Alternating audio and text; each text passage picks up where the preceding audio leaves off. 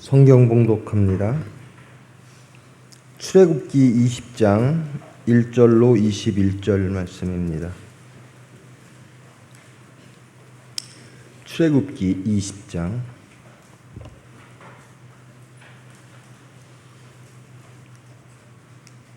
1절로 20절 말씀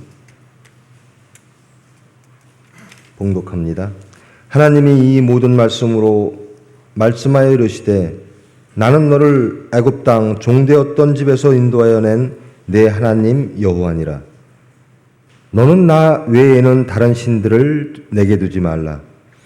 너를 위하여 새긴 우상을 만들지 말며 또 위로 하늘에 있는 것이나 아래로 땅에 있는 것이나 땅 아래 물속에 있는 것에 어떤 형상도 만들지 말며 그것들에게 절하지 말며 그것들을 섬기지 말라. 나 내 하나님 여호와는 질투하는 하나님인즉 나를 미워하는 자의 죄를 갚되 아버지로부터 아들에게로 3, 4대까지 이르게 하거니와 나를 사랑하고 내 계명을 지키는 자에게는 1000대까지 은혜를 베푸느니라. 너는 내 하나님 여호와의 이름을 망령되게 부르지 말라. 여호와는 그의 이름을 망령되게 부르는 자를 죄 없다 하지 아니하리라. 안식일을 기억하여 거룩하게 지키라.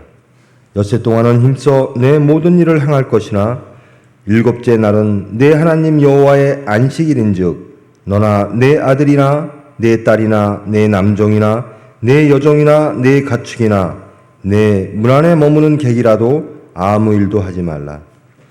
이는 엿새 동안에 나 여호와가 하늘과 땅과 바다와 그 가운데 모든 것을 만들고 일곱째 날에는 쉬었음이라. 그러므로 나 여호와가 안식일을 복되게 하여 그날을 거룩하게 하였느니라. 내 부모를 공경하라. 그리하면 내 하나님 여호와가 내게 준 땅에서 내 생명이 길리라. 살인하지 말라. 간음하지 말라. 도둑질하지 말라. 내 이웃에 대하여 거짓 증거하지 말라. 내 이웃의 집을 탐내지 말라. 내 이웃의 아내나 그의 남종이나 그의 여종이나 그의 소나 그의 나귀나 무릇 내 이웃의 소유를 탐내지 말라. 뭇 백성이 우레와 번개와 나팔 소리와 산의 연기를 본지라. 그들이 볼 때에 떨며 멀리 서서 모세에게 이르되 당신이 우리에게 말씀하소서 우리가 들으리이다. 하나님이 우리에게 말씀하지 말게 하소서 우리가 죽을까 하나이다. 모세가 백성에게 이르되 두려워하지 말라. 하나님이 임하심은 너희를 시험하고 너희로 경외하여 범죄하지 않게 하려 하심이니라. 백성은 멀리 서 있고 모세는 하나님이 계신 흑암으로 가까이 가느니라. 아멘. 잠시 기도하십니다.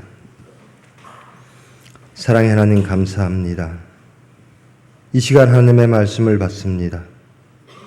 말씀을 통하여 하나님을 더욱더 알게 하시고 우리의 모든 것들이 다 드러나게 하시고 고침받게 하시고 살려지게 하심으로 하나님이 원하시고 바라시는 그 복을 소유하는 은혜의 시간 될 수 있도록 주님 은혜 베풀어 주시옵소서. 예수님의 이름으로 기도합니다.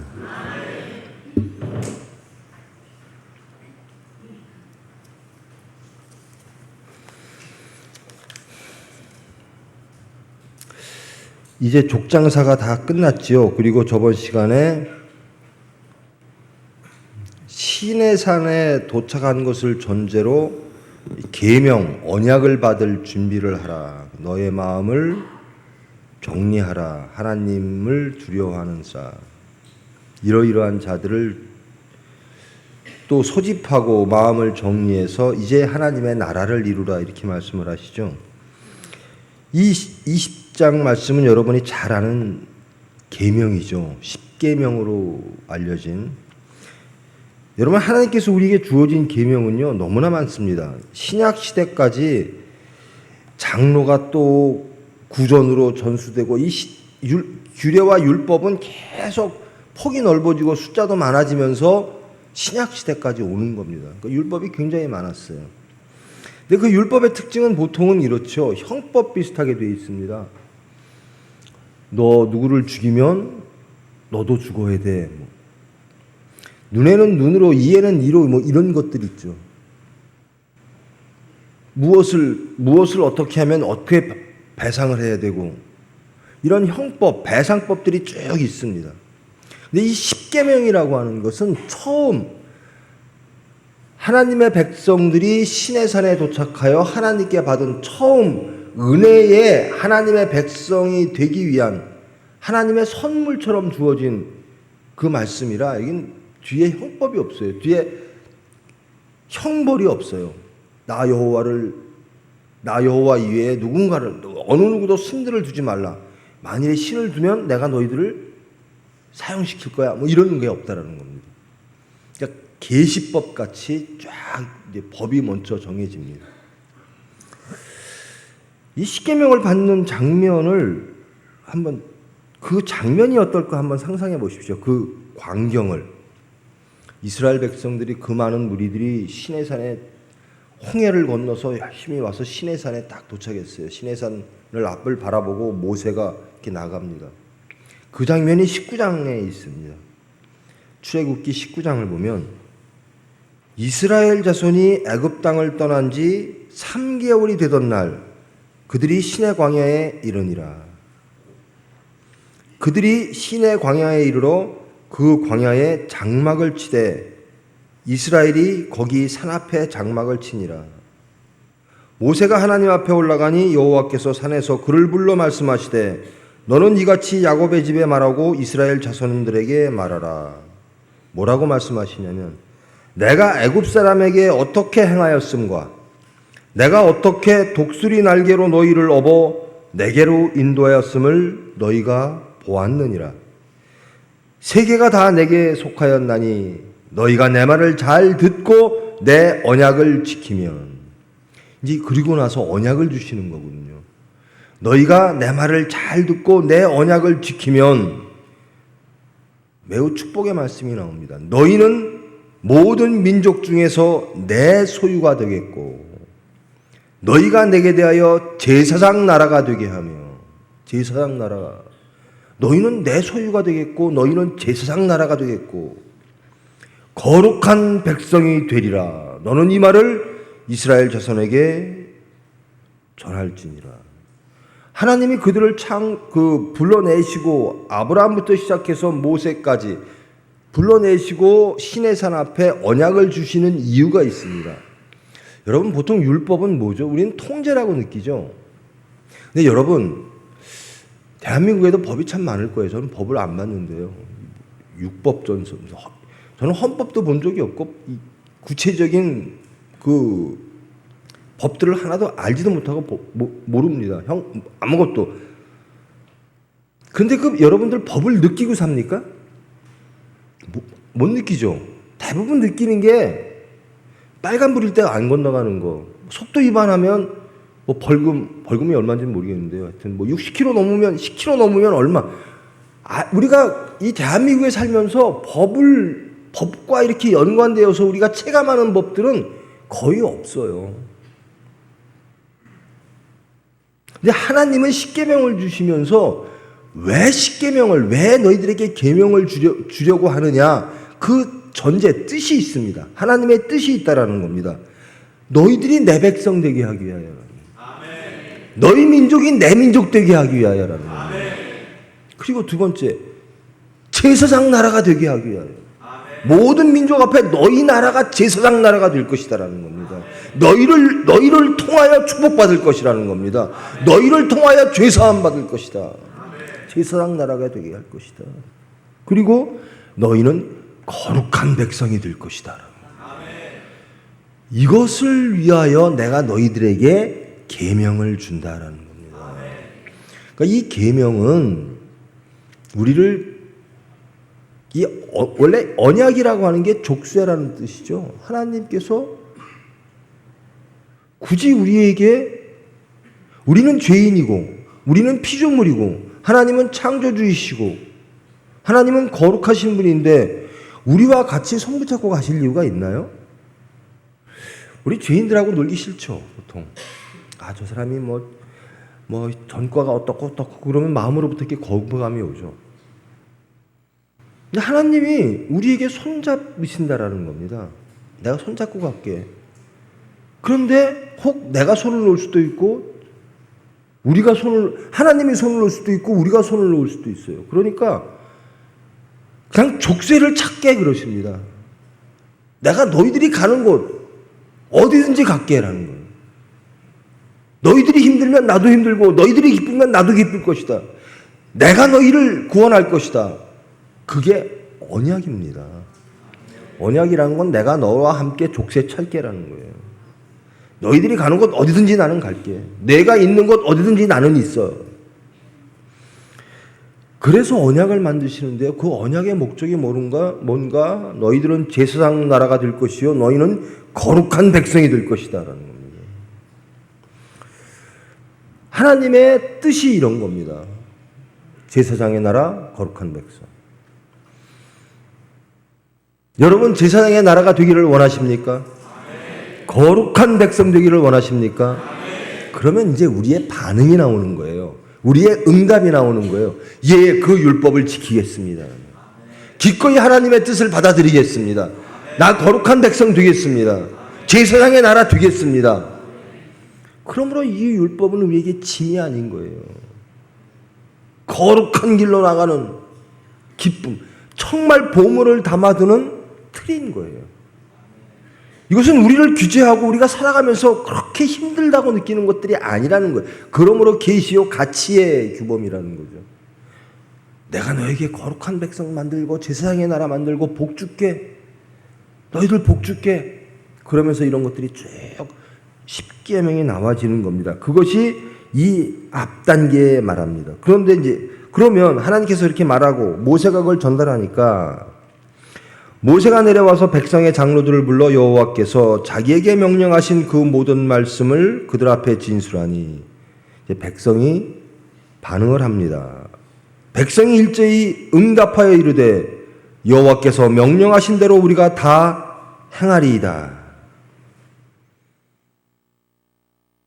하나님의 명령을 받고 그것을 지키겠습니다라고 하는 것은 무슨 고백인가? 나는 하나님으로 인하여 거룩해지기를 원합니다. 아멘. 나는 내 소속이 하나님 소속이기를 원합니다. 아멘. 하나님의 이름으로 우리가 나아가게 되니까요. 우리가 나아갈 때 우리 앞에 하나님 이름이 있는 거예요. 세상 사람들이 쟤네들 하나님 소속이구나. 쟤네들 여호와 소속이구나. 그러므로 거룩이란 분별이라 그랬죠. 하나님의 속성입니다. 거룩이라고 하는 것이. 그 하나님의 속성으로 우리가 세상과 구별되어지는 거예요. 하나님의 이름으로 구별되어지고. 그러면서 하나님께서 너희가 세상을 구원하라. 너희가 제사장 나라가 되라 라는 겁니다. 이것을 마다할 백성이 어디 있습니까? 그러기 위해서 이 율법이라는 것이 십계명이라는 것이 있다. 이것을 애써 지켜라.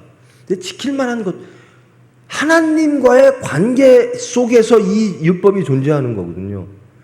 거룩한 백성이 되고 하나님 민족이 되고 하나님의 이름의 백성이 되고 제사장 나라의 백성이 되고 그러기 위해서는 이 율법은 그렇게 힘든 게 아니라는 거예요.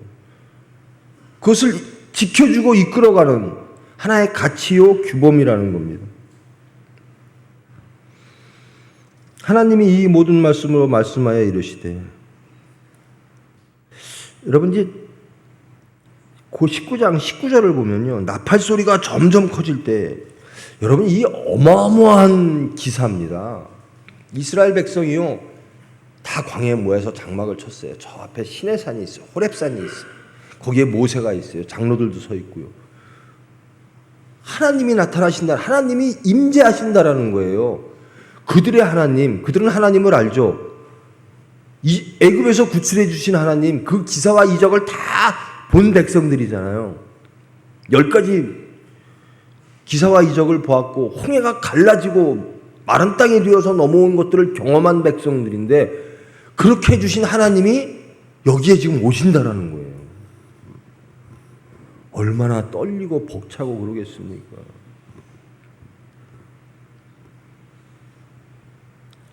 막 나팔을 봅니다.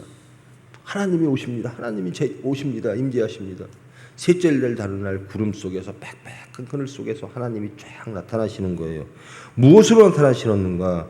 시내산에서 연기가 자욱하니 여호와께서 불 가운데서 거기 강림하심이라. 그 연기가 옹기 가마 연기같이 떠오르고 온 산이 크게 진동하며 나팔 소리가 점점 커질 때에 하나님이 이 모든 말씀으로 말씀하여 이르시되 나는 너를 애굽 땅 종되었던 집에서 인도하여 낸 내 하나님 여호와니라. 그 광경 속에서 그 많은 민족 앞에 말씀이 쫙 퍼지는 거예요. 여러분, 이 언약이라고 하는 것, 우리의 구체적인 삶을 규정하고 규범하며 또 인도해내는 이 언약이라고 하는 것, 그것은 우리의 하나님께서 구체적인 삶 속에 개입하시고 주장하시겠다라는 건데요. 족쇄를 같이 차시겠다, 손붙잡고 같이 가시겠다. 이쯤에서 우리가 궁금한 게 있어요. 그리고 성경이 말하고 싶어 하는 게 있어요. 자, 2절 보십시다. 나는 너를 애굽 땅 종되었던 집에서 인도하여 낸 내 하나님. 그렇죠. 그들은 압니다. 우리가 애굽에 있었는데 하나님이 구원해 내셨잖아요. 그 하나님이죠. 근데 그 하나님을 누구라고 말하죠? 여호와니라. 하나님하고 여호와. 여러분, 하나님하고 여호와 차이가 뭐예요? 하나님은 누구시고 여호와는 누구실까?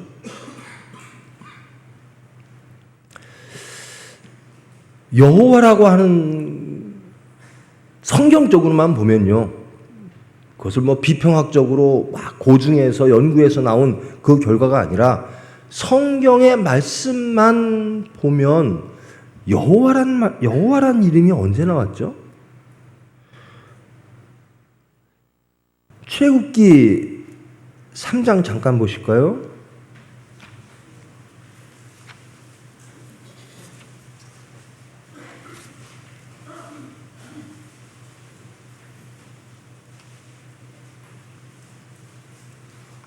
(3장) 13절로부터 보십니다. 출애굽기 3장 13절로부터. 자, 하나님이 모세를 부르셨어요. 그리고 이렇게 해라. 너의 백성들을 출애굽시켜라. 그러니까 모세가 하나님께 묻습니다. 모세가 하나님께 아뢰되 내가 이스라엘 자손에게 가서 이르기를 너희의 조상의 하나님이 나를 너희에게 보내셨다 하면 그들이 내게 묻기를 그의 이름이 무엇이냐 하리니 내가 무엇이라고 그들에게 말하리이까. 하나님이 저한테 이런 소명을 주셨는데 그럼 제가 백성들한테 가서 하나님이 너희를 구원하라고 나에게 막 명령하셨어. 그럼 그들이 물을 겁니다. 도대체 너를 보내신 그 하나님 이름이 뭐야? 하나님이 모세에게 이르시되 나는 스스로 있는 자니라. 또 이르시되 너는 이스라엘 자손에게 이같이 이르기를 스스로 있는 자가 나를 너희에게 보내셨다 하라. 하나님이 또 모세에게 이르시되 너는 이스라엘 자손에게 이같이 이르기를 너희 조상의 하나님 여호와 곧 아브라함의 하나님, 이삭의 하나님, 야곱의 하나님께서 나를 너희에게 보내셨다 하라. 이는 나의 영원한 이름이요 대대로 기억할 나의 칭혼이라. 이게 여호와신 거예요. 그럼 하나님과 여호와는 어떻게 다 다를까? 스스로 있는 자는 뭘까? 여기서 스스로 있는 자, 영어로는 I am who I am 이렇게 돼요. 나는 나다라는 겁니다. 나는 나로서 존재한다. 나는 항상 늘 어느 곳에나 존재한다라는 겁니다. 이 말은 뭐냐면 나는 항상 늘 너희들이 어디 있든지 항상 그 옆에 있을 것이다라는 겁니다. 나는 항상 내 스스로 내 자의로 내 주권으로 행동하고 존재함을 너희들이 보게 될 것이다. 이게 야훼라고 하는 이름의 뜻입니다. 야훼 하나님. 그러므로 야훼라고 하나님 이름은요, 이스라엘의 하나님인 거예요. 세상에 신들이 참 많아요. 지금도 신들이 많죠. 무슨 신이 있는지는 모르겠습니다만 하여튼 뭐 무속인들도 많고 하는 거 보면 신들도 많은 것 같아요. 이 당시에도 신들이 많았어요. 그런데 이스라엘의 하나님은 누구신가? 야훼라는 겁니다. 이스라엘의 하나님은 야훼인 거예요. 신은요 보통 명사고 엘로힘은 보통 명사고 야훼는 고유명사쯤 되는 겁니다. 근데 그 야훼라고 하는 것은 이스라엘 백성을 위하여 직접 기억하시고 개입하시고 족쇄를 차시고 함께 가시는 분이라는 겁니다. 사건 속에서 나타나시는 하나님, 그분이 야훼라는 겁니다. 사건 속에서 내가 너를 이끌기 위하여 언약을 주겠다라는 겁니다. 언약의 하나님 야훼라는 거죠. 여호와라고 하는 것은 언약의 하나님이라는, 구체적인 행동의 하나님이라는 겁니다. 구체적인 존재의 하나님입니다. 그 모든 것들은 하나님의 주권으로, 하나님의 은혜로, 하나님 스스로 결정하시고, 그러니까 우리가 구원받는 게 아니라 하나님의 주권으로 구원받는 거죠. 하나님의 은혜로 구원받는 겁니다. 하나님 와서 제 일 좀 간섭해 주세요. 그래서 간섭하시는 분이 아니라 하나님이 우리를 사랑함으로, 내가 너에게 언약을 주었으므로 내가 그 언약에 신실하겠다라는 겁니다. 내가 너를 구원하겠다고 언약했으므로, 너희는 나의 백성이라고 내가 언약했으므로, 너희는 제사장의 나라가 되어지고 너희는 거룩한 백성이 되어져야 한다고 내가 언약했으므로 나는 십자가를 지고도 너를 구원하겠다라는 겁니다. 이 하나님의 이름이 야훼인 거예요. 그러므로 우리가 여호와 하나님이라고 고백할 때는 내 삶 속에 들어와 나를 잘 아시고 나를 지켜주시고 나를 채찍하시고 나를 연단하시고 나를 이끌어주시는 하나님, 그게 여호와 하나님이라는 거예요. 여기에서 이제 이 계명을 주시면서 이렇게 말씀하시는 거예요. 나는 너를 애굽 땅 종되었던 집에서 인도해낸 내 하나님 여호와니라. 이제는 내가 너희의 삶에 구체적으로 개입하겠다라는 겁니다. 구체적인 개입의 징표가 언약이라는 겁니다. 십계명으로 대표되어지는 이 언약을 내가 너희에게 주겠다.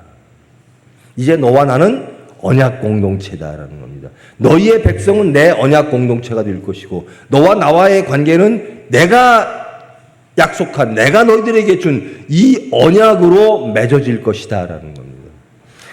하나님이 언약 주시면 얼마나 좋아요. 이것처럼 좋은 게 어디 있어요?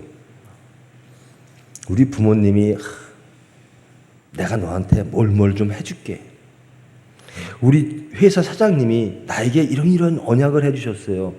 너 일만 잘해. 그러면 내가 너 진급을 보장할게. 참 좋은 거죠. 그처럼 든든한 말이 어디 있어요.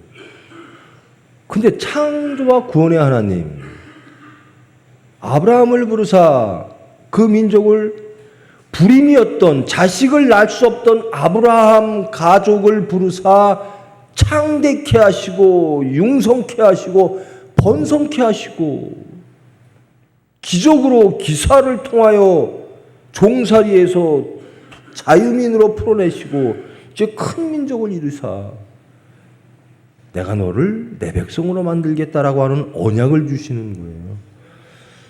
여러분, 여러분의 사장님의 언약과 우리 하나님의 언약을 비교할 수 있습니까?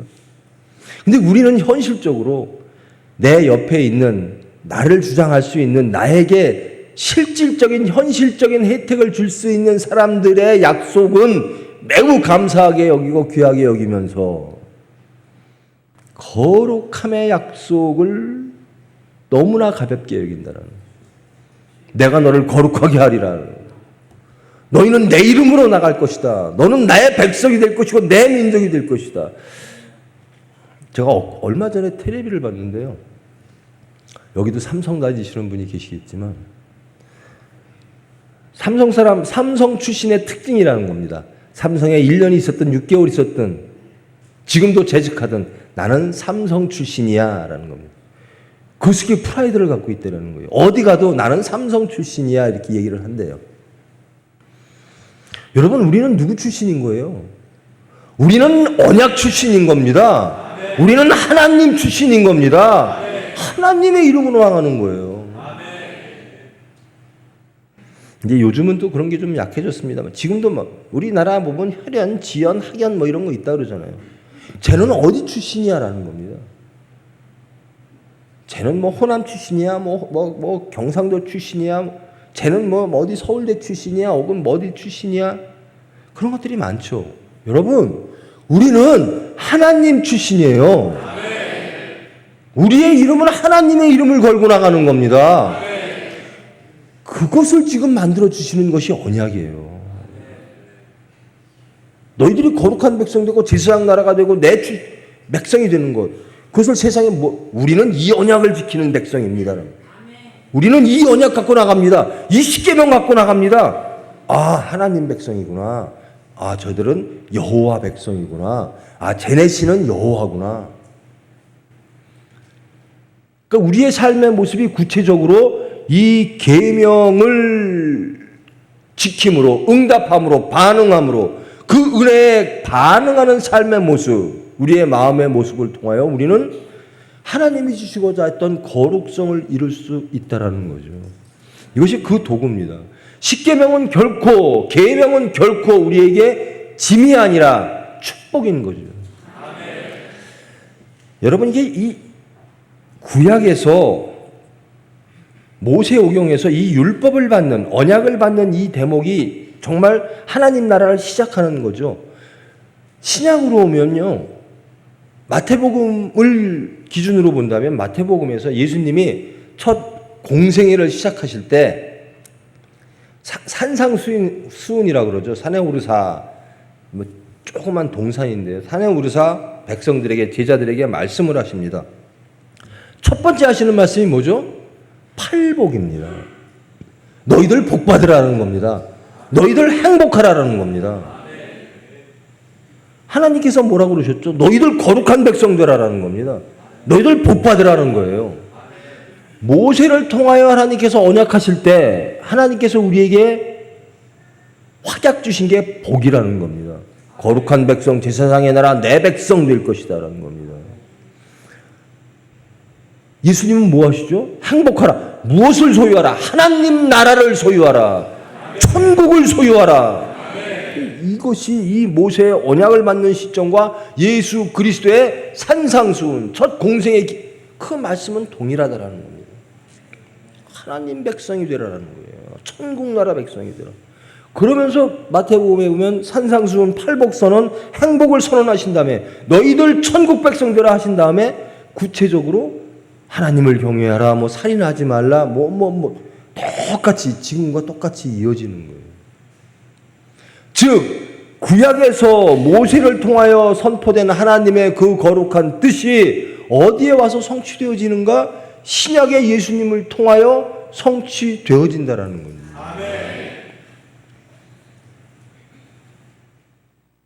자, 한번 보십시다. 여호와는 알았죠. 하나님도 알았죠. 그럼 왜 하나님, 이 모세를 통하여 출애굽시키시면서 왜 하나님이 여호와라는 구체적인 이름을 주셨을까? 나는 너에게 개입하겠다. 나는 너와 언약을 맺어서 그 언약에 신실하겠다. 이것이 여호와입니다. 그럼 우리가 여호와 하나님이라고 부를 땐 내 사정을 다 아시는 하나님이라는 거예요. 여러분, 내 사정을 다 아시면 여러분 편해요, 불편해요? 여러분, 하나님이 여러분 사정 다 아시면 편하십니까? 불편하십니까? 여러분이 어려울 때는 편하실 거고, 여러분이 하나님에게 숨길 것이 있으면 불편하겠죠. 여러분, 제발 하나님의 개입이 편하시기를 원합니다. 내가 하나님께 속이는 게 있어요. 알긴 아는데 하나님이 이렇게 살으라고 했는데 그것을 좀 속여야 되겠어요. 그리고 모른 척 좀 했어야 되겠어요. 하나님이 모르셨으면 좋겠어요. 공통적으로 하나님께 범죄하고 하나님께 불순종한 다음에 나타나는 인간의 행태가 숨는 겁니다.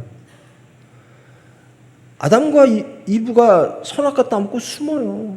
부끄러워요. 무어요. 내 모습이 보여요. 숨어요. 카인이 아벨을 죽이고 숨어요. 카인아 뭐하느냐? 너 어디 있느냐? 내가 마땅히 있어야 될 곳에 있느냐라고 하나님은 계속 물어보시거든요. 다 알면서 물어보시는 거라는 거예요. 카인이 뭐라 그래요? 내가 아벨 지키는 자입니까? 내가 동생을 지키는 자입니까? 너는 있어야 될 곳에 있어야 된다. 거기에 있느냐라고 하나님은 물으시는데 우리가 해야 되는 건 변명인 거예요. 내가 동생 지키는 자예요. 하나님께 범죄하면 우리는 우리가 있는 곳을 속이려고 합니다. 하나님이 몰랐으면 좋겠는 거예요. 그러니까 말씀이 불편해져요. 여러분 제가 이런 말씀을 막 드리잖아요. 하나님 말씀을 드리잖아요. 그럼 제가 선포하는 저는 정말 100% 하나님 보시기에 합당한 사람일까요? 그렇게 사는 사람일까요? 아니에요. 살기를 원하는 사람이에요. 여러분도 그런 사람일 줄 믿습니다. 근데 적어도 불편하진 말자라는 거예요. 하나님, 저 숨기고 있는 게 있었어요. 저 이거 안 숨겼으면 좋겠어요. 근데 자꾸 숨기게 되네요. 하나님보다 우선하는 게 저 없었으면 좋겠어요. 근데 또 하나님보다 우선하는 게 또 생겼어요. 저 선악과 또 따먹고 싶어요. 하나님 지켜주세요. 하나님이 아셔야 지켜주시고, 여러분 카인이요, 아담과 이브가요, 무엇만 했으면 죄를 안 졌다? 기도만 했으면. 선악을 알게 하는 나무를 가지고 사탄이 유혹할 때 아담과 이브가 하나님께 기도만 했으면 죄를 안 졌을 거예요. 카인이 아벨에 대하여 그 시기심이 나고 그래서 그것이 살인의 씨로 변할 때 하나님께 기도했으면, 여러분 하나님께 숨기고 싶고 하나님께 도망가고 싶고 하나님께 죄스러운 것이 있다면 하나님은 다 아시는 하나님. 기도하십시오. 기도하지 않고 도망가면 그게 교회를 떠나는 것이고 하나님을 떠나는 것이거든요. 나는 하나님보다 세상 것이 좋아. 난 이것 지키기 위해서 하나님의 말씀, 언약에서 벗어날래. 난 거룩하는 게 불편해. 난 하나님의 백성인 게 불편해. 난 제사장 싫어. 그래서 세속적으로 살래. 세상 나라처럼 살래. 그럼 하나님을 떠나가는 거예요. 그게 정말 우리가 어쩌면 하나님을 떠나 살까? 세상에 나쁜 사람들 아닙니다. 저와 여러분의 모습이에요. 사건 속에서 저와 여러분의 모습이 그렇게 나타납니다. 이것만은 하나님 excuse me, 하나님 sorry 그러고 원래 챙기는 거예요. 모든 것이 본토와 친척과 아비집을 떠나 너희의 모든 것을 육성을 십자가에 못 박히고 새 사람 되라. 육체의 모든 것은 죽고 말씀으로 거듭나는 도와줘야. 그게 온전한 거룩입니다. 그것은 성령 충만한 상태라는 거죠. 우리에게 사탄은 매일 옵니다. 여러분 사탄이라고 하는 것은요, 하나님이 창조하신 첫 인간을 유혹한 존재예요. 아담과 이브를 하나님의 형상으로 만드시고 하나님이 매우 보시기에 좋았더라 했던 그 기쁨의 존재가 하나님을 실망시키는 존재로 바뀌어지죠. 사탄이 그거라는 거예요. 사탄은 하나님이 기뻐하시는 것을 다 방해하려고 그래요. 욥기에서 보십시오. 사탄은 내 그 욥을 한번 시험해 보겠습니다.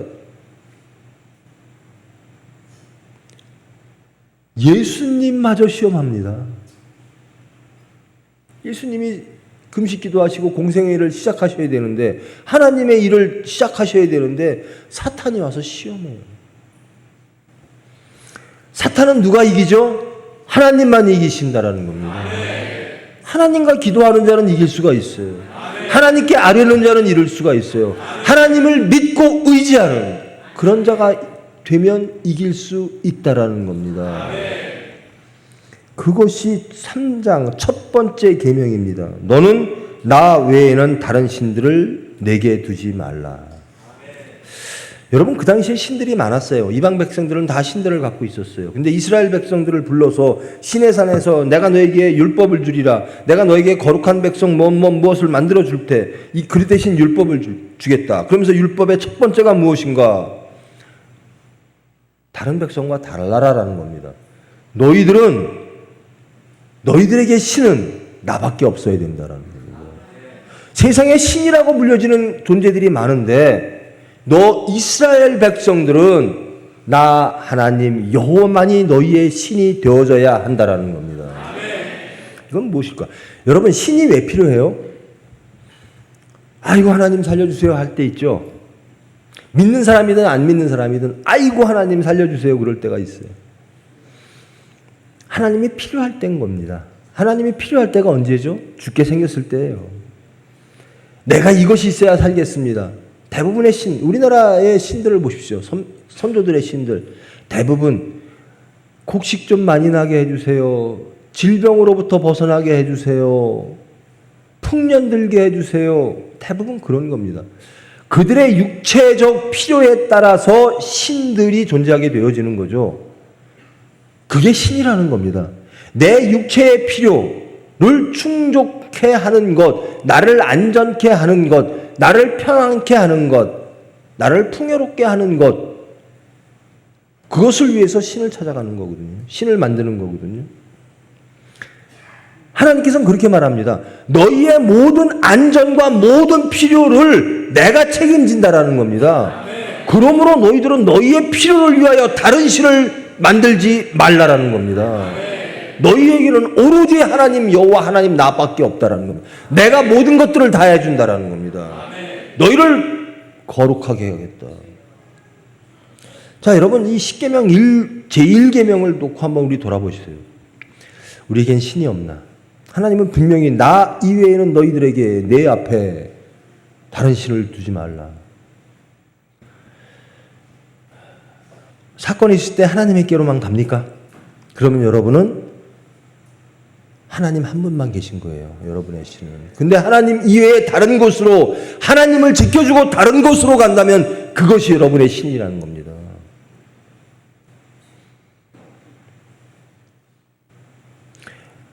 여러분이 무엇이 필요할 때, 여러분이 무엇이 좌절할 때, 여러분이 위로가 필요할 때, 여러분이 능력이 필요할 때, 여러분이 용기가 필요할 때 찾아가는 그분이 하나님이어야 된다는 겁니다. 다른 것을 찾아가면 그것이 하나님이라는 거예요. 이스라엘 백성아, 너희는 모든 사건 속에서 나를 찾으라는 겁니다. 나를 의지하라는 겁니다. 내가 개입해서 내가 해결하겠다라는 거예요. 그게 하나님, 여호와 하나님, 유일 하나님이라는 거예요. 매일 듣는 십계명이지만 하나님은 나 위에는 다른 신을 섬기지 말래. 그래, 내가 불교 믿는 것도 아니고 다른 거 아니, 그 뜻만이 아니라요. 여러분의 모든 삶을 주장하는 분이 하나님이냐는 거예요. 여러분의 모든 삶을 통하여 나는 모든 문제가 있을 때 내 믿음의 유일한 대상이 하나님이냐라는 거예요.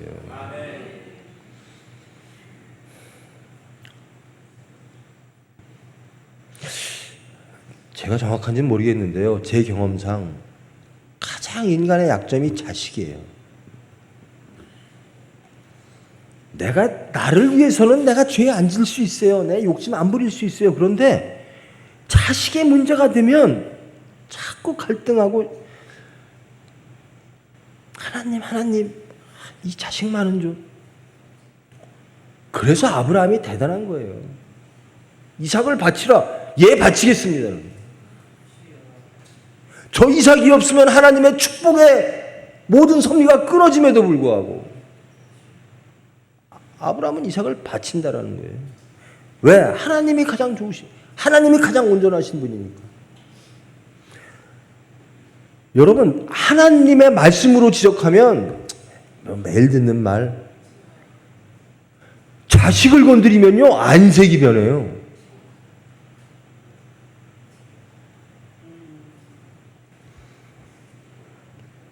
그러니까 예수님이 그것까지 뛰어넘으라는 거예요. 너희의 자녀, 너희의 부모를 뛰어넘고 하나님께로 오라라는 거예요.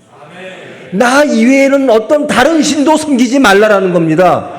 하나님 앞에 여러분의 자녀가 있으면 그 자녀가 하나님인 거예요.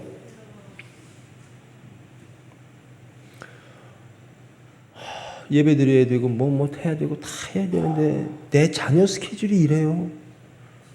내 자녀 때문에 하나님 죄송해요. 그 자녀가 하나님이 되는 겁니다. 그 자녀가 우상이 되어버리는 겁니다. 자기도 죽고 자녀도 죽는 거예요.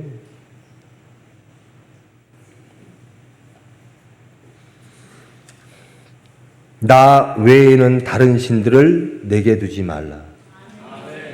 여러분의 모든 구체적인 삶의 자리에서 나는 문제가 있을 때마다 나는 하나님만 의지합니다. 나는 하나님을 최애 앞에 둡니다. 내가 찾아갈 분은 하나님입니다. 내가 자녀를 데리고 갈 것도 하나님입니다. 자녀에게 누구를 줄까? 하나님 주십시오. 언약을 주십시오. 그러면 거룩하게 될 것이고, 그러면 하나님 출신인데. 그 다음 4절에 너를 위하여 새긴 우상을 만들지 말며. 하나님을 뭐로 우리가 형상화시킬 수 있을까요? 하나님은 어떤 분이실까? 우리가 하나님을 믿는데 그 모세와 아론이 출애굽해서 이제 막 했을 때 이제 좀 있으면 나오는 거죠. 백성들이 아이고 우리 모세 어디 갔어? 이거 오는 거야? 안 오는 거야? 야 우리 도대체 애굽으로 돌아가든 우리의 신을 좀 만들자. 우리 하나님을 좀 봐야 되겠다. 보이지도 않는 하나님. 그리고 황금 송아지를 만들잖아요. 여러분 하나님의 형상을 무엇으로 한번 그려보십시오. 하나님은 어떤 분이실까? 피조물로 창조주를 형상화할 수 없습니다. 만들어진 것으로 어떻게 만드신 분을 그릴 수가 있겠어요? 모든 피조물의 위에 계신 분이라는 겁니다.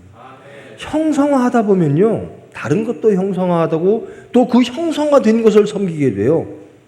그 형상화 만들어 놓고 거기에 절만하게 돼요. 하나님은 뭐라는 거예요? 언약으로 나오라는 겁니다. 나에게 절하지 말고 언약을 지키라는 거예요. 그리하여 너희들이 구별되라는 겁니다. 모든 피조물로 창조자를 형상화시킬 수 없고, 그러다 보면 절하게 된다라는 거죠. 그것들을 섬기게 된다라는 겁니다. 부처를 보면 맨날 부처 만들어 놓고 절하고 섬기고 그러죠. 질투하시는 하나님을 말씀하십니다. 나 위에는 어떤 신도 섬기지 말라. 나를 사랑하고 내 계명을 지키는 자에게 은혜 베풀 것이다. 그 다음 계명이 여호와의 이름을 망령되게 일컫지 말라. 여호와의 이름으로 맹세하지 말라라는 겁니다. 헛된 맹세하지 말라. 망령되게 있게 내가 하나님의 이름으로 말하는데 이런 거 하지 말라는 거죠. 하나님의 이름을 망령되게 일컫지 말라. 인간의 약속은, 인간의 말은 다 어느 순간 무뎌질 수밖에 없고 어겨질 수밖에 없는 것들이에요. 그런데 피조물의 약속을, 언약을 어떻게 하나님의 이름으로 합니까? 하나님의 이름으로 되어지는 것은 하나님의 일밖에 없습니다. 나 여호와가 말하노라. 하나님이 말씀하시는 거죠. 근데 우리가 하나님의 이름으로 약속한다. 아닌 거죠.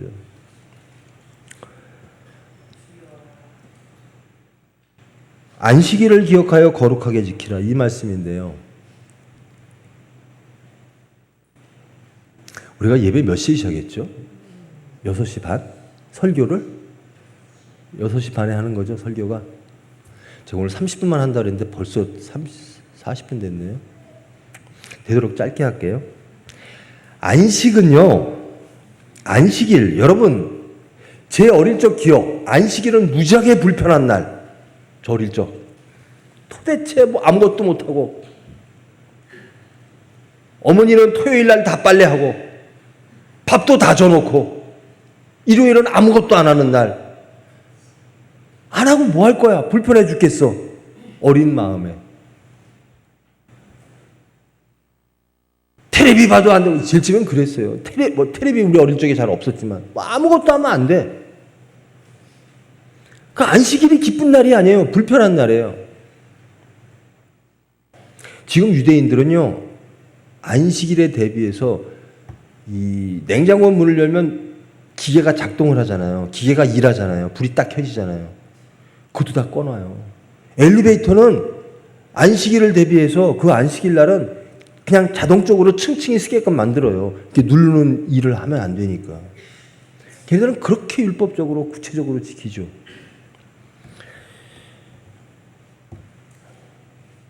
이제 안식일에서 우리는 주일로 바뀌었죠.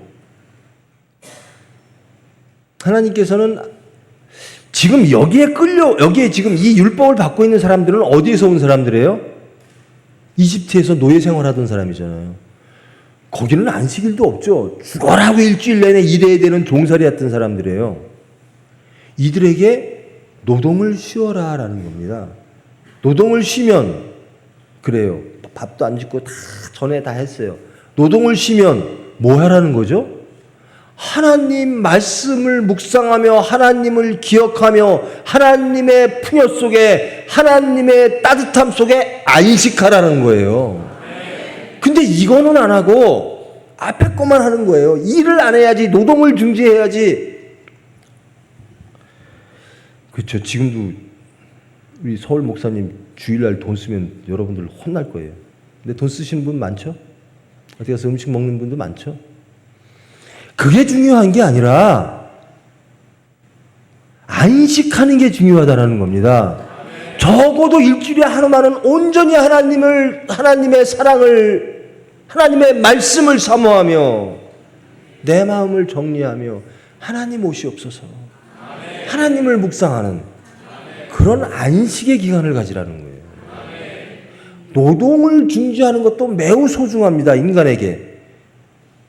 이집트에서 매일 노동에 시달렸던 이스라엘 백성들에게 하루의 노동의 휴식을 주십니다.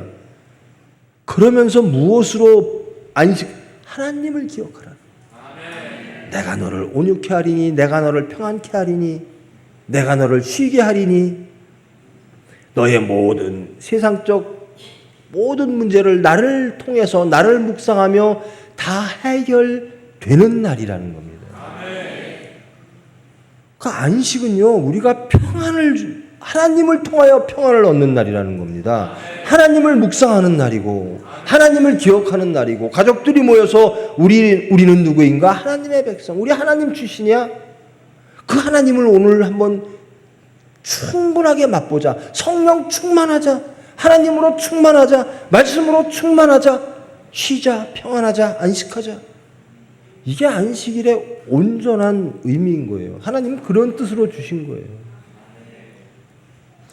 안식일 날 누구를 열심히 미워하면서 안식일 날 돈 쓰면 안 되지. 주일 날 돈 쓰면 안 되지. 누군가를 열심히 하나님을 잃어버리고 다른 것들을 열심히 생각하면서 또 나가서 돈 쓰다가 누가 보면 또 목사님 보면 혼내겠지. 여러분 하나님이 다 보고 계세요.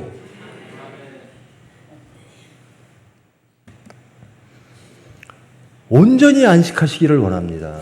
그러니까 주일날은요, 제가 그래요. 농담으로. 주일날 예배를 드리고 이제 집에 가잖아요. 그러면 식구는 항상 여자들은 또 뭐를 해서 먹여야 되나 이게 걱정인가 봐요. 또 가서 뭐 먹지? 무엇을 먹을까? 무엇을 마실까? 또 걱정이 시작되는 거예요. 여러분 주일날은 정말 하나님 말씀으로 충분하게 쉬십시오. 말씀 읽고 하나님이 나를 사랑하시지. 그 사랑하는 하나님과 연애하는 하나님을 사모하는 그 언약을 주실 때 그 하나님의 그 간절한 마음으로 들어가시는 그런 안식 되시기를 원합니다. 제발 겉으로만 이 외식하는 자 되지 마십시오. 나는 주일날 이런 거 아무것도 안 했어요. 예수님이 뭐라 그래요? 이 외식하는 자들 알아요. 여러분의 마음을 하나님께 바치고 하나님의 그 거룩성, 그 사랑을 마음껏 누리는 그 날이 주일 되시기를 원합니다. 엿새 동안은 힘써 내 모든 일을 행할 것이나 일곱째 날은 내 하나님 여호와의 안식일은즉 너의 모든 것들 가축이 됐든 너의 손님이 됐든 아무 일도 하지 마라. 노동으로부터 자유 그리고 하나님으로 회복, 이것이 안식일의 두 가지 주제죠. 엿새 동안 내가 여호와가 일을 했고 일곱째 날, 여러분 창세기 1장으로 가면요 하나님이 복 주시는 게 있어요. 시간을 복 주세요. 안식일 날 내가 이 시간 이 날에게 축복하겠다, 복 주시겠다. 그러니까 여러분 주일날은 복 받는 날이라는 거예요. 복 받는 게 뭐죠? 하나님을 생각하는 거죠. 말씀으로 자신을 돌아보고 하나님께로 돌아가는 것, 언약으로 돌아가는 것, 십자가로 돌아가는 날.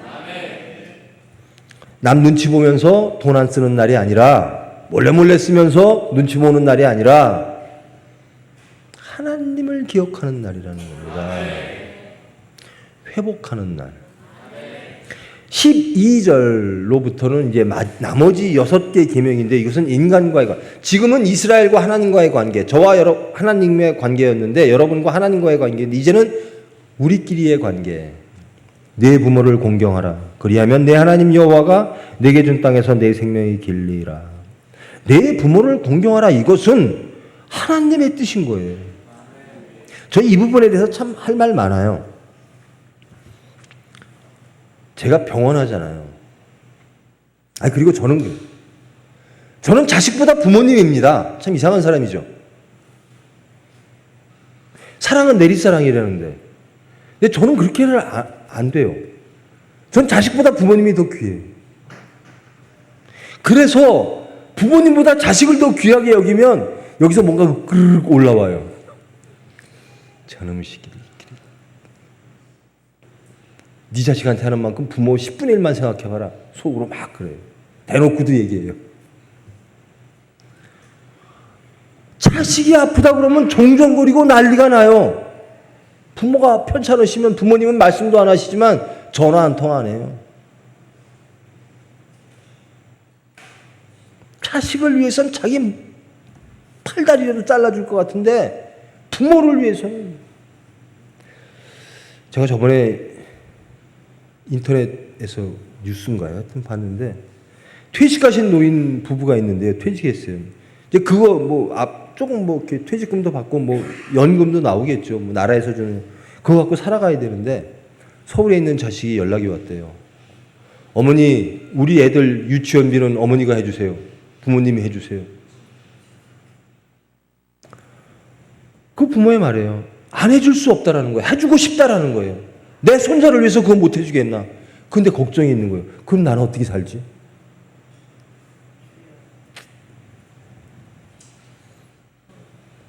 여러분, 부모를 공경하라고 하는 것은 우리의 윤리 도덕이 아닙니다. 사회적 현상들이, 사회적 경제적 구조가 어떻게 바뀌든, 사회 틀이 어떻게 바뀌든 거기에 매인 게 아니라 하나님의 십계명 가운데 들어간다라는 겁니다.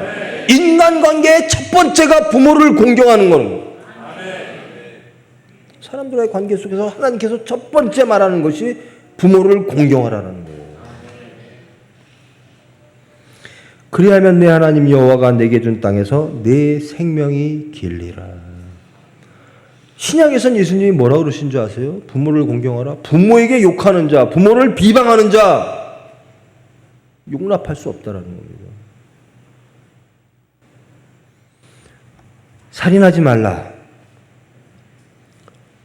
원망하면 예수님은 살인이라고 말씀하십니다. 지금 하나님께서는 살인하지 말라, 누구를 죽이는 것. 근데 예수님은 뭐라고 그러죠? 이 살인을 어떻게 해석하죠? 누구를 미워하는 것, 원망하는 것, 갈등하는 것, 이것도 살인이다.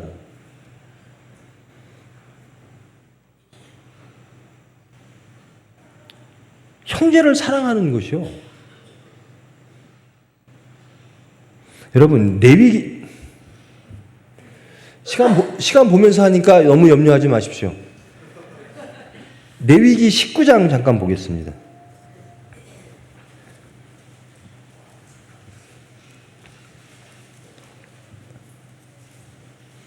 레위기 19장 174쪽, 이 성경은 구약 174쪽. 레위기 19장 보면 여호와께서 모세에게 말씀하여 이르시되 너는 이스라엘 자손의 온 회중에게 말하여 이르라. 너희는 거룩하라. 이는 나 여호와 너희 하나님이 거룩함이니라. 너희 각 사람은 부모를 경외하고 나의 안식일을 지키라. 나는 너희 하나님 여호와이니라. 너희는 헛된 것들에게로 향하지 말며 너희를 위하여 신상들을 부어 만들지 말라. 나는 너희의 하나님 여호와니라. 9절 말씀. 너희는 너희의 땅에서 곡식을 거둘 때 너는 밭 모퉁이까지 다 거두지 말고 내 떨어진 이삭도 줍지 말며 내 포도원의 열매를 다 따지 말며 내 포도원에 떨어진 열매도 줍지 말고 가난한 사람과 거류민을 위하여 버려두라. 나는 너희 하나님 여호와니라. 너희는 도둑질하지 말며 속이지 말며 서로 거짓말하지 말며 너희는 내 이름으로 거짓 맹세함으로 내 하나님 이름을 욕되게 하지 말라. 나는 여호와니라. 너는 내 이웃을 억압하지 말며 착취하지 말며 품꾼의 삭슬 아침까지 밤새도록 내게 두지 말며 너는 귀먹은 자를 저주하지 말며 맹인 앞에 장애물을 놓지 말고 내 하나님을 경외하라. 나는 여호와니라. 거룩이란 뭐죠? 제일 처음에 나는 거룩하니 너희도 거룩하라고 말씀하시죠. 그러면서 쭉 말씀하시면서 나 여호와를 경외하라. 거룩이란, 분별이란 여호와를 우리가 경외하는 것이라는 겁니다. 15절 말씀. 너희는 재판할 때 불의를 행하지 말며 가난한 자의 편을 들지 말며 세력이 있는 자라고 두둔하지 말고 공의로 사람을 재판할지며 너는 내 백성 중에 돌아다니며 사람을 비방하지 말며 내 이웃의 피를 흘려 이익을 도모하지 말라. 나는 여호와니라. 너는 내 형제를 마음으로 미워하지 말며 내 이웃을 반드시 견책하라. 그러면 내가 그에게 대하여 죄를 담당하지 아니하리라. 원수를 갚지 말며 동포를 원망하지 말며 내 이웃 사랑하기를 내 자신과 같이 사랑하라. 나는 여호와니라. 결국 거룩이란 뭐죠? 내가 거룩하니 너희도 거룩하라. 하나님이 우리 저와 여러분에게 바라는 것은 하나님을 경외하고 이웃을 사랑하라. 여러분 여기도 있나요? 찬송가 보면 제일 뒤에 십계명 나올 때 그 밑에 있는 거죠. 밑에 나오잖아요. 하나님을 뭐 마음과 뜻과 뭐 다하여 하나님을 경외하고 내 이웃을 사랑하라. 그것이 우리의 강령이니라 이렇게 되어 있죠. 십계명 10가지가 쭉 나오고 제일 끝에 그게 나와 있잖아요. 하나님이 바라시는 그 모든 계명의 완성은 무엇이냐면 하나님을 경외하고 하나님을 사랑하고 이웃을 사랑한다는 거예요. 그것이 시장에 나온 얘기가 아니라 구약에서 이미 나왔다라는 겁니다. 레위기에 나와 있는 거예요. 레위기라고 하는 것은 율법책이잖아요. 근데 거기에 이미 하나님을 경외하고 이웃을 사랑하라는, 그것이 하나님을 경외하는 것이 십계명의 네 가지고 뒤에 6가지는 이웃을 사랑하라는 거예요. 이웃을 사랑하라. 사람과의 관계 속에서 가장 먼저 되는 것, 부모님을 공경하라. 그 다음에 살인하지 말라. 살인도 미워하지도 말라. 간음하지 말라. 간음도 누구를 음욕으로 쳐다만 봐도 간음이다. 예수님의 해석입니다. 도둑질하지 말라. 마음속으로 저거 갖고 싶어하면 도둑질하라는 거예요. 내 이웃에 대하여 거짓 증거하지 말라. 여러분 그러니까 거짓 증거하지, 증인 되지 말라라는 거예요. 내 이득을 위하여 내가 거짓으로 증인 서주는 거, 이거 굉장히, 예전에는 두세 사람의 증인이 있으면 판결이 이루어졌잖아요. 지금도 증인이 굉장히 중요합니다만 그 당시에는 이거 하지 말라라는 거고요. 내 이웃의 집을 탐내지 말라. 탐욕스럽지 말라라는 겁니다. 내 이웃의 집을 탐내지 말라. 모든 것들, 여종이나 소유, 소나 물은 내 이웃의 소유까지도 탐내지 말라. 탐욕이라는 겁니다. 여러분, 우리가 쓰러질 때, 이 현대에 와서 점점 더 그러지는 것 같아요. 우리가 가장 먼저 쓰러지기 쉬운 게요, 십계명 중에 다 똑같은 말씀입니다만 이 십계명 10번째 계명인 거예요. 탐욕 때문에. 우리나라 사람들 다 가난해요. 내가 부자라고 생각하는 사람 하나도 없어요. 근데 제가 어릴 적 비교해 보면 우리나라 사람들 다 부자예요. 이런 소리 하면 꼰대라 그래요.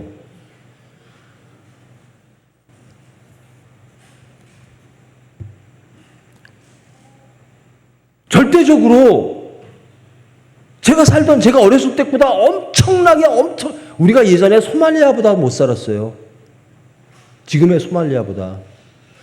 우리가 옛날에 지금의 이디오피아보다 못 살았어요. 근데 여러분들 소말리아, 이디오피아 알지도 못하죠. 그런 나라, 아이고 불쌍한 나라. 절대적으로 잘 살아줬는데 나 잘 산다라고 생각하는 사람 하나도 없어요. 슬픈 일 아닙니까? 잘 산 사람은 잘 사는 걸 느끼고 살아야 되는 거 아니에요?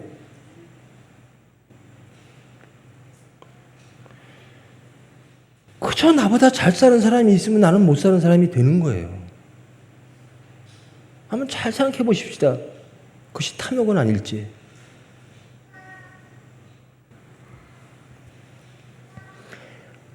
신약에서 계속 사도 바울이 예수님이 강조하는 게 있어요. 자족하라라는 겁니다. 우리는 그것이 없어요.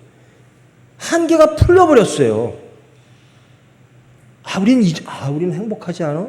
이건 참 행복한 거야. 이 정도만 있으니 감사해. 아니에요. 이것이 풀렸어요. 아무리 있어도 불만이에요. 아무리 있어도 만족하지 못해요. 감사를 잃어버린 세대라는 거예요. 만족을 잃어버린 세대. 그래서 행복을 잃어버린 세대가, 그래서 포기하는 것만 잔뜩 있는 세대. 우리는 여러분들이 갖고 있어 포기하는 그런 것, 여러분 잠시 2분만 꼰대 되겠습니다. 꼰대의 말도 좀 들어보세요. 틀린 말이라도 한번 좀 들어보세요. 시대에 맞지 않는 말이라고 해도 좀 들어보세요. 그것이 성경적이라면 반드시 들어야 되는 얘기입니다. 내 탐욕은 없는지 한번 곰곰이 생각해 보세요. 왜 나는 만족하지 못하고, 왜 나는 맨날 불안하고, 왜 나는 이렇게 포기하는 게 많고, 가질 수 없으니까 포기한다는 거예요. 제가 제 자식 얘기해서 죄송한데요. 너 결혼 좀 해라 하나가 몇 년 전에 계속 그랬어요. 제가 예상하는 답은 그런 거죠. 여자가 없어요. 결혼할 여자가 없어요. 그럼 결혼 못 하는 거죠. 근데 요즘 젊은 애들은 뭐라 그러냐면요. 집이 없어요. 여러분 결혼이라고 하는 게 좋은 사람이 있으면 같이 사는 거 아니에요? 이 아주 낭만적인 말이죠. 여러분 낭만까지 잃어버립니까? 이렇게 좋은 세상 살고 지식도 많다는 사람들이 왜 낭만은 없어요? 현실적인 뭔가가 있는 거예요. 물질이 없으면 사랑도 안 되는 세상이 돼버렸어요. 이게 좋은 세상입니까? 여러분 그런 세상이 좋아요?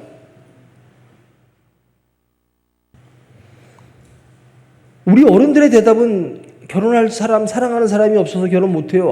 그렇구나라고 받아들일 텐데, 아니 집이 없고요. 이거는 우리 세대에서는 받아들일 수가 없는 얘기인 거예요. 왜 꼰대는 낭만이 있는데 왜 그렇게 영특하다는 여러분들은 낭만이 없어요?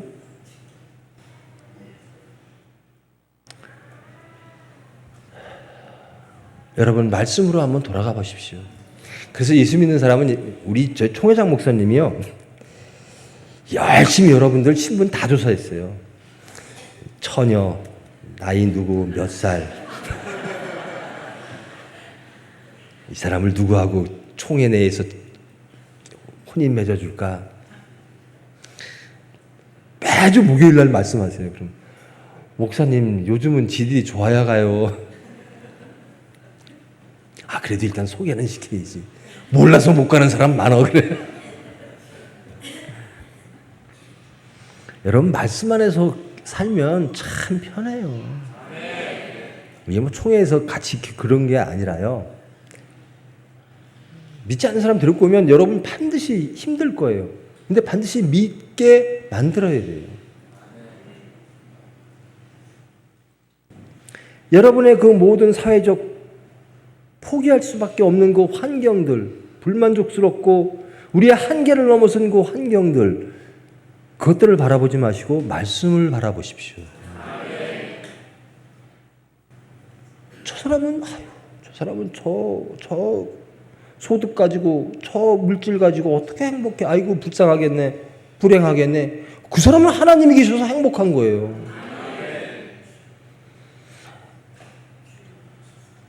하나님께로 돌아오십시오.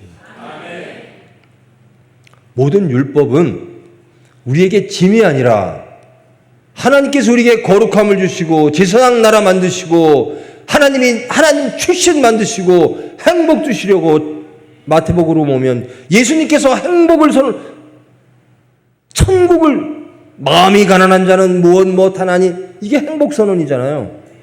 팔복 선언인 겁니다. 그리고 십계명의 구체적인 계명이 나와요. 하나님은 우리에게 복 주시려고 하는 거예요. 행복하라라는 겁니다. 여러분의 행복을 막고 있는 게 무엇인지 한번 돌이켜 보십시오. 내가 하나님과의 나와의 관계 단절이라는 겁니다. 언약과의 단절이라는 거예요.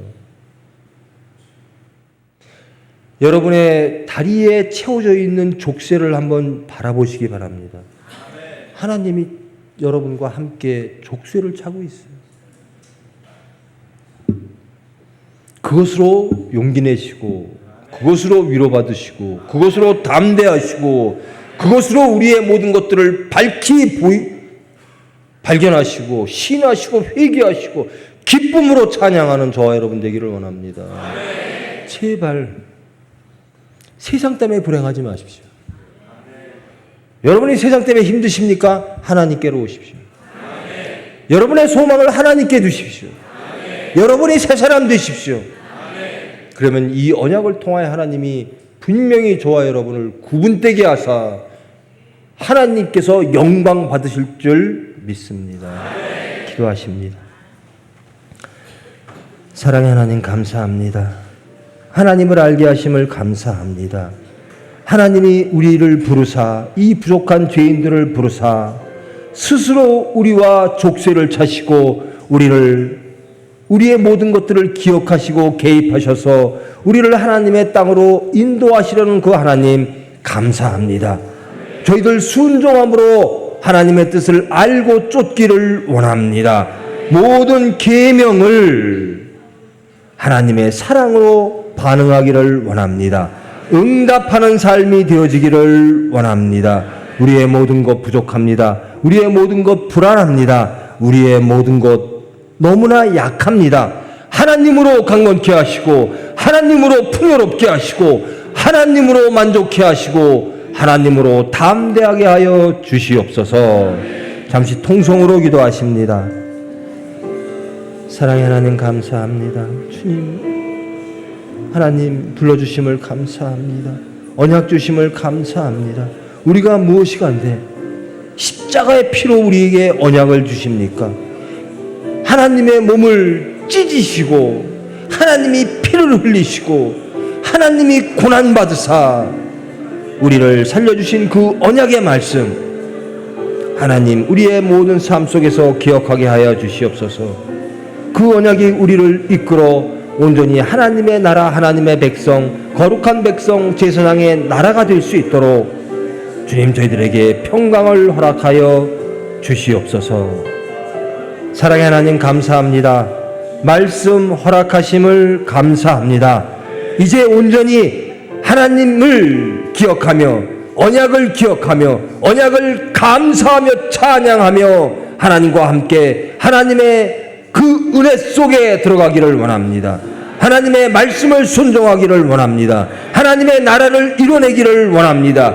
그리함으로 저희들 행복하기를 원합니다. 그리함으로 하나님께서 원하시고 바라시는 축복의 백성, 거룩한 백성 되어지기를 원합니다.